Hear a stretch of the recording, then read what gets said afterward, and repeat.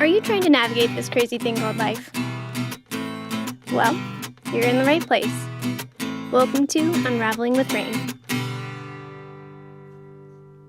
Through my life, I've seen many seasons that have forced me to exercise personal strength. I'm more familiar with enduring long stretches of time that require resilience and strength than I'd like to count, and I know that life will bring me many more. Out of those times in life, the ones that really test me the most involve the protection and well-being of my children. Because I know how resilient I am, I know that I can withstand just about anything. But once you put my children in the mix, it doesn't matter how strong and steady I know I am. I can't stand knowing that my child will have to hurt to gain that ability within themselves. I know how counterproductive that is. I should rejoice in their acquired strength. But because I know how much hurt it requires to build, my heart can't bear it. I just want to shield them, protect them from all that hurt. But I know that if it were possible, and I did take that hurt away, they would never grow. And as their mother, I understand that it is my job to help them do so. It is my job to help them navigate the world and teach them how to live a life that is full of purpose and light. It is my job to slowly turn them over to the world and prepare them as much as I can along the way. I may be the one telling the story today, but I assure you this time in life was all about bearing witness to one little girl's strength as she was pulled through a system that failed her over and over again. This portion of our story begins with my daughter, whose consistent bladder and bowel issues had her pediatrician up in arms and decided it was time to refer her to a pediatric hospital. There she would be put under the care of what we were told were the best doctors this side of the country had to offer. With a false sense of relief that we could finally help our daughter, we set off to the other side of the state to meet her new gastrointestinal team. A bit dazed and confused by the gravity of what we walked into upon our arrival to the hospital for that first appointment, we made our way to the front desk to check in. With an ID check, and my husband and I quickly sporting freshly printed stickers on our shirts that clearly displayed our picture, which patient we were with, and what department we were visiting that day, we set off towards the GI department. I'd like to say that this appointment was full of reassurance and comfort, but really we just spent a day traveling to tell our daughter's new doctors all of the same stuff that was already written in her chart, and for them to take her height, weight, blood pressure, and to have the doctor feel her bloated abdomen and confirm that yes, our daughter was severely constipated. I'd also like to say that from there it got better, but once again, I can't. We spent years under their care, where they simply pumped our daughter full of oral medications. We had already gone through the laxative game with her pediatrician, and I was slightly confused at the time as to why her symptom management was being handled the same way as before once we were put in the care of the GI team. We would check in every month to update them on how things were going. These conversations would always end in an increase of her laxative, and soon they would add a muscle stimulant called Senna. This was supposed to help the colon move stool more easily. Over this time, they also subjected her to numerous testing procedures, a lot of which required her to go under anesthesia, all of which caused stress and anxiety in our daughter. It got to the point that if a doctor appointment was mentioned, she would instantly break down in tears with fear.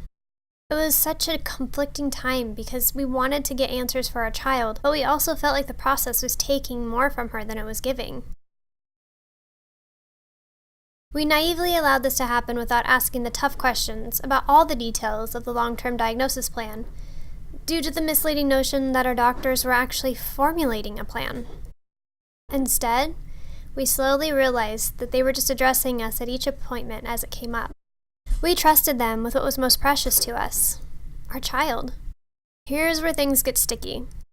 During this process, our daughter was showing signs of constipation, constant anal leakage, bladder incontinence, weakness of her feet and legs, lethargy, extreme bloating, streaks of blood in her stool, occasional white stool, and as well weight loss.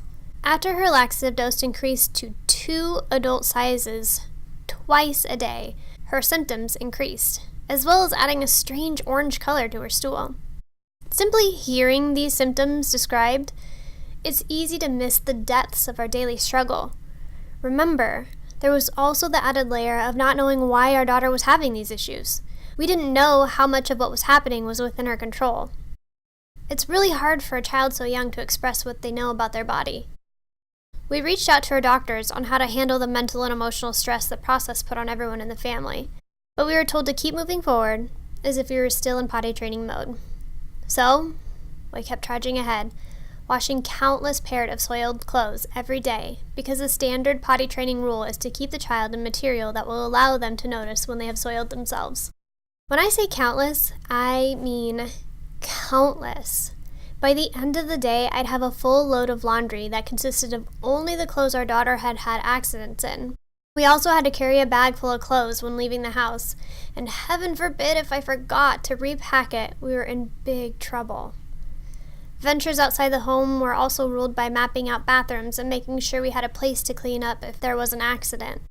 Really, though, it wasn't the extra work that was put on my husband and I during this time that breaks my heart. It was watching the effect it had on our little girl. We witnessed her struggle with her confidence because she was unable to use the toilet like her big sister and classmates.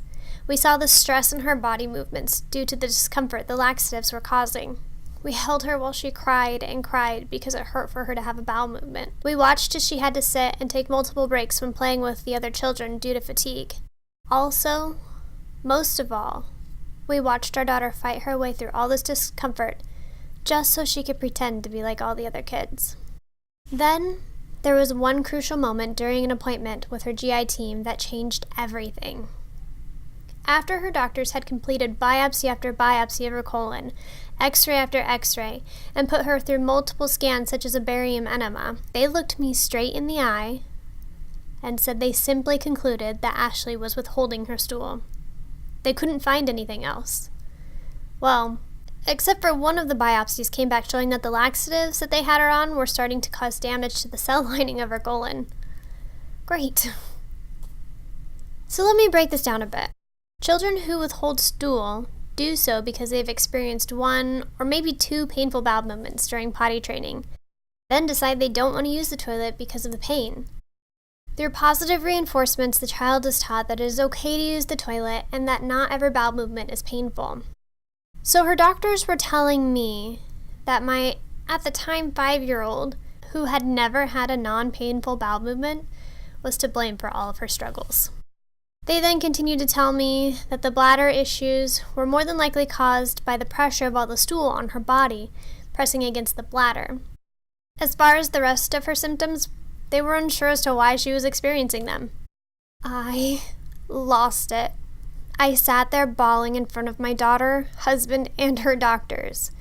As humiliating as that was, in that moment I couldn't articulate the pain I was feeling any other way. I always want to put on a strong face for my children, but that moment broke me. I felt like they were giving up on her. I felt unheard.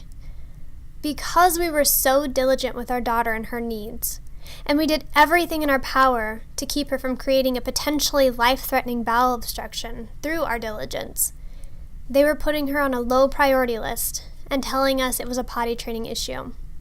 I'm sorry, but a child on that much laxatives should have crystal clear bowels, in my opinion, and be able to be allowed the opportunity to experience a non-painful bowel movement and reassure her that it won't always be painful. Did the treatment her doctors prescribe allow that? No. Did I have a hard time accepting their loose diagnosis? Bet your ass I did. It just didn't make sense. I was at wit's end.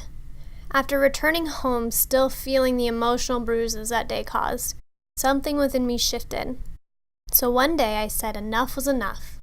I wanted to know why my daughter couldn't control her bladder and her bowels, and I wanted to be able to find answers for her without having to put her through more invasive testing. That's when I decided that I wouldn't blindly place my trust in her doctor's hands. I needed to do my own research. Join me for my next podcast, where I reveal the surprising answers that came out of my research. Thank you all so much for listening. If you would like to help support Unraveling with Rayne, go to patreon.com/unravelingwithrayne. When you become a patron, you receive bonus content such as behind-the-scenes footage, along with other special content that you won't be able to find anywhere else. Music for Unraveling with Rayne was provided by Barefoot Randy.